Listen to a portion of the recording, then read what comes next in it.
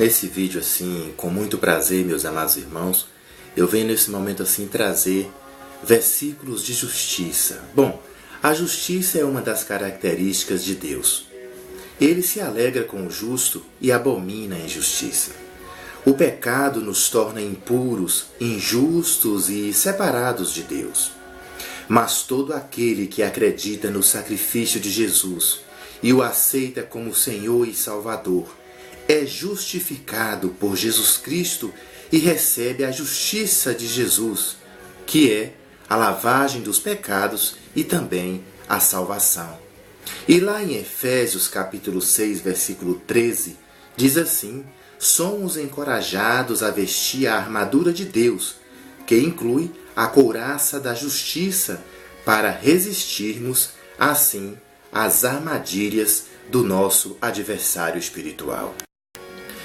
E ainda aqui em 1 Pedro, capítulo 2, versículo 24, diz o seguinte: Ele mesmo, o Senhor Jesus Cristo, levou em seu corpo os nossos pecados sobre o madeiro, a fim de que morrêssemos para os pecados e vivêssemos para a vida. Por suas feridas nós somos assim curados. Repetindo, 1 Pedro, capítulo 2, versículo 24, diz assim: o Senhor Jesus levou em seu corpo os nossos pecados sobre o madeiro, a fim de que morrêssemos para os pecados e vivêssemos para a justiça, ou seja, para a vida eterna.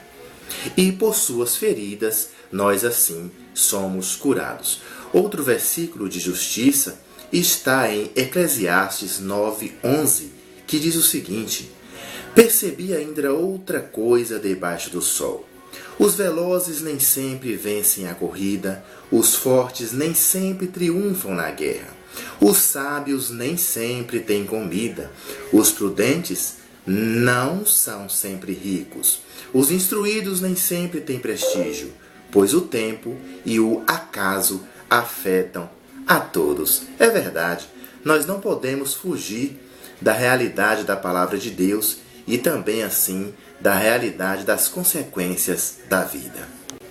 Amados irmãos, nesse momento vamos aprender um pouquinho sobre pobreza e riqueza.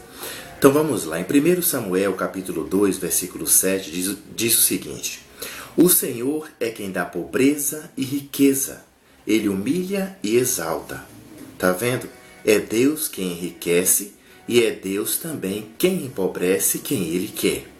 Mas lá em Provérbios, capítulo 11, versículo 24, diz assim: há quem dê generosamente os seus bens a outras pessoas. Aqui está dizendo, no caso, quem divide com alguém.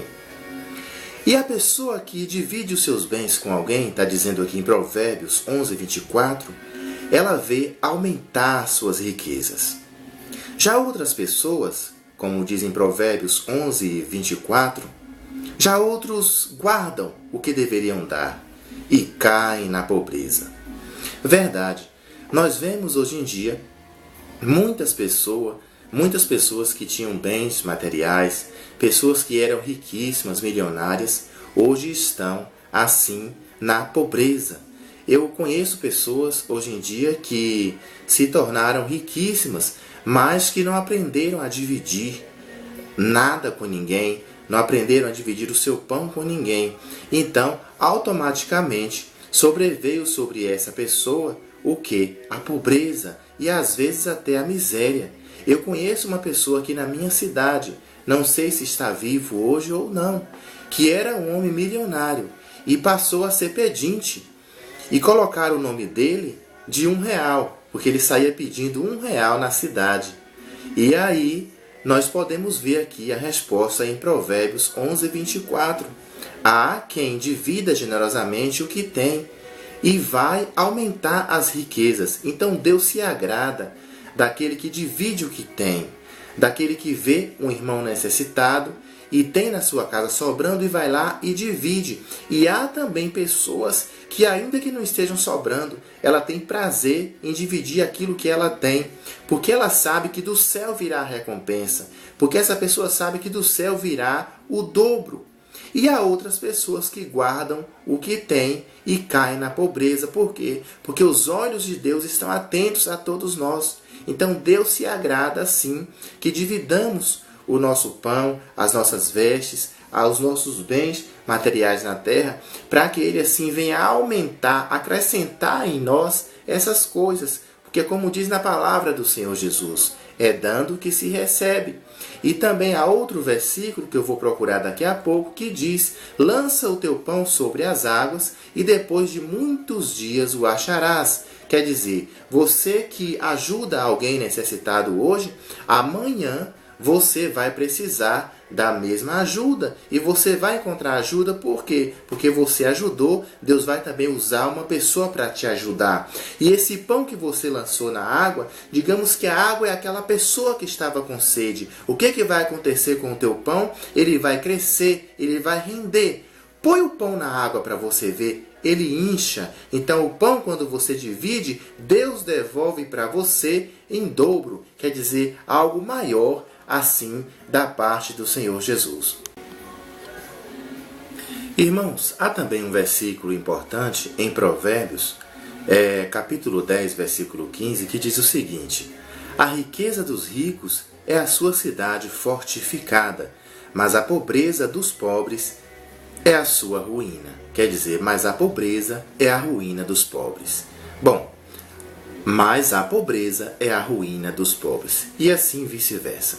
Bom, voltando aqui para esse capítulo de Provérbios, capítulo 10, versículo 15, veja bem, se você não quer ser rico e também não quer ser pobre, então peça a Deus para que você tenha o suficiente para que não te falte nada na tua casa e nem na sua família.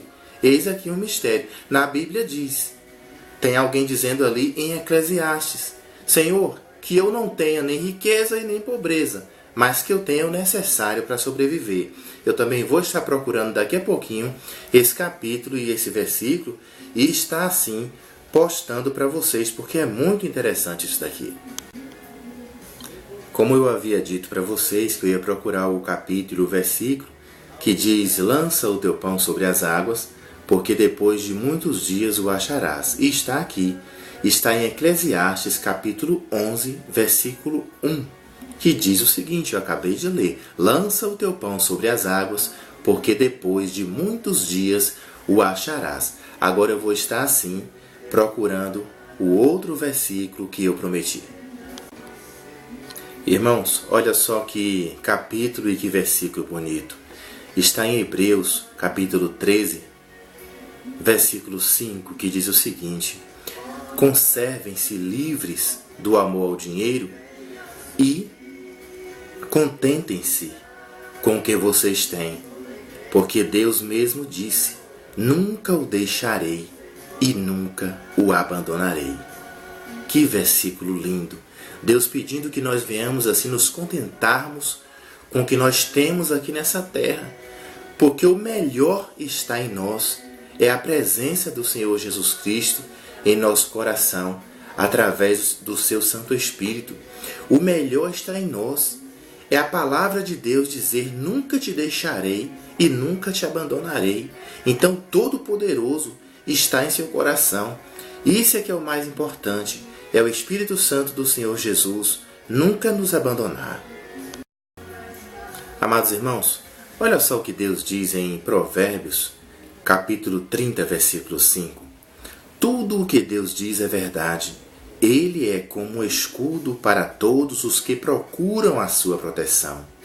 Nunca declare que Deus disse alguma coisa que, de fato, Ele não disse. Se você fizer isso, Ele o corrigirá e mostrará que você é mentiroso. Encontrei, amados irmãos, assim o capítulo e o versículo que eu prometi a vocês que encontraria, que está assim em Provérbios 30, versículo 7. Aquele que eu disse que diz assim, que uma pessoa, se achega até a Deus e diz: Deus, eu não quero ter nem riquezas e nem quero ser pobre, mas que me dê assim o necessário para sobreviver. Veja bem, está em Provérbios 30, versículo 7, que diz assim: Eu te peço, ó Deus, que me des duas coisas antes de eu morrer. Não me deixes mentir e não me deixes ficar nem rico nem pobre. Tá vendo aí? Provérbios 37 a seguir. Dá-me somente o alimento que preciso para viver, porque se eu tiver mais do que o necessário, poderei dizer que não preciso de ti, e se eu ficar pobre, poderei assim roubar, e assim envergonharei o teu nome, ó meu Deus. Essa pessoa aqui, com certeza ela conhecia as fraquezas dela, sabia que não podia nem ser rica e nem ser pobre, e assim se dirigiu até a Deus e pediu tão somente o necessário para sobreviver. Bom, é muito bom nós assim estarmos na presença de Deus, contando as nossas fraquezas, porque Deus assim faz conforme o que nós precisamos para sobreviver e também para estar na presença dele, para que não venhamos assim a perder a nossa salvação. Outro provérbio aqui, capítulo 30, não, versículo, já me perco em capítulos e versículos. Capítulo 30, versículo 10, que diz assim: Nunca fale mal de um empregado ao patrão dele, para que você não seja amaldiçoado, nem sofra por isso. Há pessoas que amaldiçoam o próprio pai e são ingratas com a própria mãe. Há pessoas que pensam que são puras, mas a sua sujeira ainda não foi lavada. Há pessoas que são tão orgulhosas que olham os outros com desprezo. Há pessoas que ganham a vida explorando sem dó nem piedade os pobres e os necessitados. A sanguessuga tem 2 filhas e as suas 2 filhas se chamam Dá e Dá. Que provérbios lindo! Existe assim, que provérbio bonito! Existe assim muitas pessoas semelhantes aqui em Provérbios capítulo 30, versículo 10 a seguir, para a meditação de cada um de nós nesse vídeo. Prosseguindo, amados irmãos, nós vamos agora estar assim ouvindo alguns versículos que falam de adversidade espiritual e física também. Bom, aqui em Salmo capítulo 31, versículos 7 e 9, diz o seguinte: Exultarei com grande alegria por teu amor, pois viste a minha aflição, ó Deus vivo, e conheceste a angústia da minha alma. Não me entregaste nas mãos dos meus inimigos. E ainda aqui também em Provérbios, capítulo 24, versículo 10, diz o seguinte: Se você vacilar no dia da dificuldade, a sua força será limitada. Verdade, no tempo da dificuldade, no tempo da adversidade, quer seja ela espiritual, quer seja ela física, aí é que você tem que recorrer a Deus, continuar pagando o preço para que o Senhor Jesus venha assim envergonhar os teus adversários espirituais e físicos também. Porque os adversários físicos, na verdade, quem usa é o inimigo. Então você tem que estar em constante oração ali e em vigilância contra os principados e as potestades do inferno, para que Deus assim venha te dar vitória. Outro versículo que fala contra adversidades está em Isaías capítulo 54, versículo 17, que diz o seguinte: Nenhuma arma forjada contra você prevalecerá, ungido de Deus. E você que é ungido refutará toda língua que te acusar. Esta é a herança dos servos do Senhor, e esta é a defesa que faço em nome deles, declara o Senhor. Bom, aqui também em Mateus, capítulo 5, versículo 25, diz o seguinte: Entre em acordo depressa com o teu adversário, que pretende levá-lo ao tribunal. Faça isto enquanto ainda estiver com ele a caminho, pois, caso contrário, ele poderá entregá-lo ao juiz e o juiz ao guarda, e você poderá ser jogado na prisão. Isso está em Mateus, capítulo 5, versículo 25.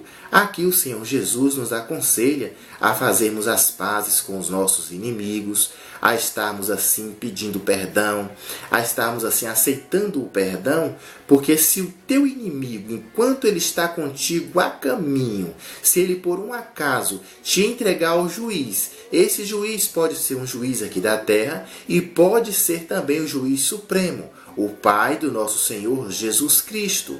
E aí o juiz, o que ele faz? Ele vai entregar a você, tanto o juiz físico quanto o juiz espiritual, ele vai entregar a você, já que o espiritual, ele vai te entregar, no caso assim, nas mãos de atormentadores, coisas espirituais, são coisas profundas. Já o juiz da terra, ele vai te entregar ao guarda. E o que acontece? O que diz aqui? Prosseguindo no versículo de Mateus, capítulo 5, versículo 25. E você assim, quando for entregue ao guarda, você poderá ser jogado na prisão. Ao juiz supremo, ele pode te jogar numa prisão que eu digo assim, ele pode te fazer passar por uma situação tremendamente delicada na presença dele, para que ele julgue a tua causa, para que você pague o preço por aquilo que você fez ao teu irmão, que vocês assim não pediram perdão, um não pediu perdão, o outro ficou aquele negócio no meio do caminho. E ele foi lá, recorreu a Deus e Deus fez justiça a você ou a alguém que pecou contra você. Já o juiz da terra, com certeza você já sabe como é que é o processo. O juiz vai entregar você ao guarda e o guarda assim poderá pegar você e lançá-lo na prisão, se você assim não tiver um bom advogado. Bom, aqui em Lucas também, capítulo 18, versículo 7, diz o seguinte: acaso Deus não fará justiça aos seus escolhidos que clamam a Ele dia e noite? Continuará fazendo nós assim a esperarmos? Podemos, pois, dizer com confiança: o Senhor é o meu ajudador, não temerei. Não temerei o que me podem me fazer os homens. Isso está em Hebreus, capítulo 13, versículo 6.